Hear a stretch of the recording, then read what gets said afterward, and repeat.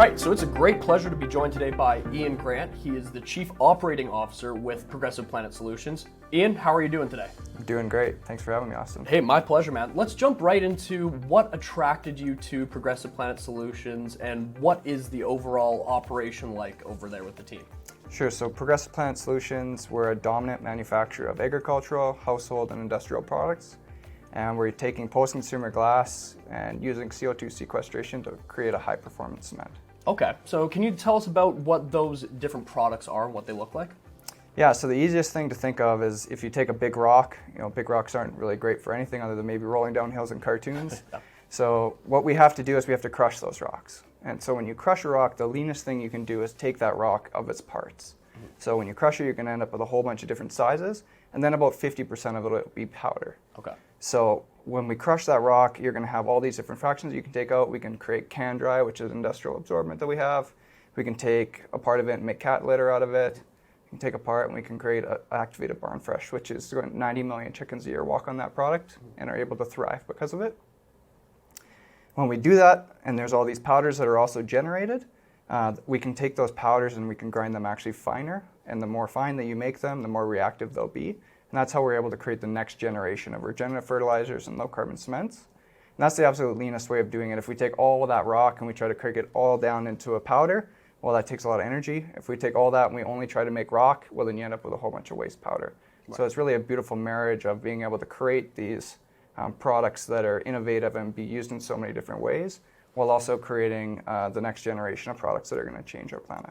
Yeah, I think that's a fantastic way to look at, we can take everything out of this one product and be able to repurpose it and use it in multiple different ways. But how does that all fit together? I mean, you got activated barn fresh, you got cat litter, which you mentioned. How do all these things fit together and what's the sort of harmony that they can work with? Yeah, it really comes down to the rocks and powders, right? So we have the same equipment that we just take these same things. So we surface extract diatomaceous earth, bentonite clays, and zeolites from our own quarries. We take those big rocks, and then we make it into those different sections. So just naturally through screening techniques, we can take out those powders, sell them to our customers. We're in some of the biggest retail stores in North America. And then from that, we end up with all these powders that we can then turn into low carbon cements and regenerative fertilizers. So then as that pathway moves forward, I know obviously you guys have some partnerships that you're looking at. Some people have been doing test samples with your product. What does that kind of look like? How do you build off that and project going forward? Obviously, from an investor standpoint, how is that going to translate into revenue? Yeah, so this is where I get really excited. So I came from the cement and concrete industry. So I spent 5 years competing against some of the biggest concrete and cement companies out there. And maybe I was young and naive and I thought I could do it. But what really excites me about what we're doing now is that we are a perfect harmony with those companies. So right now there is a massive shortage in the market of supplementary cementitious materials.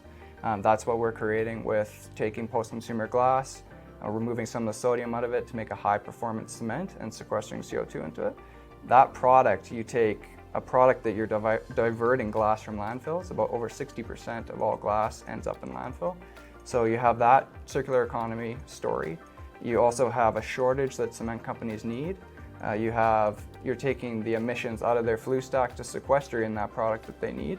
And then honestly, you end up with a lot of garbage and stuff because it's all post-consumer. So that's a source of PEF for a cement company. So yeah, it's really quite an amazing product that instead of beating against them and trying to steal market share from them or tell them that they need to change what they're doing, it's something that they can implement into all their operations around the world and actually see a benefit from it without having to take away from their core business. And I think that's really incredible. We were lucky enough today to get to see ZS2, who are a strategic partner with you guys. Mm-hmm. Maybe just talk a little bit about their partnership. I know the facility is fantastic. It's state-of-the-art, very high-end. It looks like you guys have a lot of awesome things going on there. So maybe just tell us a little bit about the strategic partnership. Yeah, so two and a half years ago when I joined this company, it was really exciting for me to be part of the ground floor, to be in the lab measuring gram samples and creating products from it.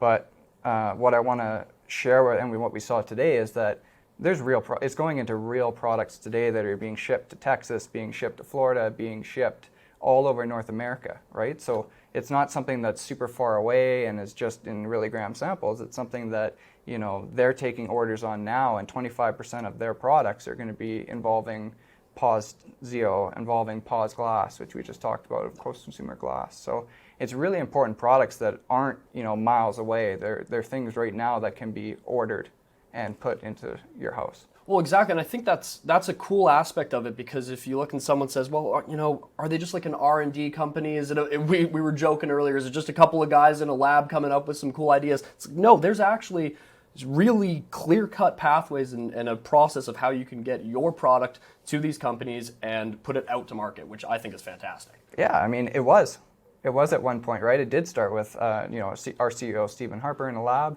and it's grown. We have over 50 employees. I believe ZS2 has around the same, and they started with just the co-founders as well. So I think that's what's important, is that it all had to start there, but now we have real businesses. I mean, you've seen in our financials, we're generating over $5 million a quarter now, and it's those core businesses and those relationships with major retailers that are allowing us, for these next generation of fertilizers, for example, to be in some of these retailers and be products that can be consumed by everybody out there. And from an investment standpoint, we're one of the few growth stage public companies that the average person can put their money into, right? Yeah. So many of our competitors, they can get the eyes of the Bill Gates of the world, or Breakthrough Energy, which Bill Gates is a part of, Amazon, Elon Musk. But for guys like you and me, young people, we want to be able to invest in the next company that's going to change the planet. Yeah. And Progressive Planet is one of the few out there that's actually public and is at a stage where we can put our money into it, we can see a return from it, but we can feel good in 2 to 3 years when these products are being consumed all over North America. And I think that's fantastic. You highlight the opportunity of someone who maybe doesn't have the ability to get in at a big market. That's why we love looking at smaller markets. We look at the OTC. We look at any kind of junior stocks, and that's the high growth potential that you guys offer. So what can I, as an investor, and anyone else who's investing in Progressive Planet, look for as kind of the path ahead? What kind of boxes are you going to be checking over the next few months and even the next couple of years ahead? Sure. So on the legacy business side of things, it's about making our business stronger and more resilient, weathering a recession, but also growing in it. So we're going to be improving our margins. We're already taking active steps, as you may have seen in our news releases, to improve our margins every single day. From the blue sky side of things, it's about scaling up our technology. So we've done a lot of the hard work over the last few years, and now it's taking that very early R&D that a year and a half ago, we're just making discoveries on, to actually putting it into pilot projects, generating real products, and de-risking. So we're going to actually have answers, in the course of the next year, where we should be able to know exactly what a full production plant looks like, be able to have relationships with the ready mix guys of the world, with the big cement companies of the world, and say, okay, this is exactly what it looks like if we're going to license that product into big cement, or this is exactly what it's going to look like if we're sequestering CO2 out of our own facility and creating a product for people right here in BC or Alberta. That's fantastic. I appreciate you taking the time. It's a really exciting story. Big fan of everything you guys are doing. We'll look forward to hearing these updates and staying in touch with you guys. Okay, thanks, Austin. Appreciate it.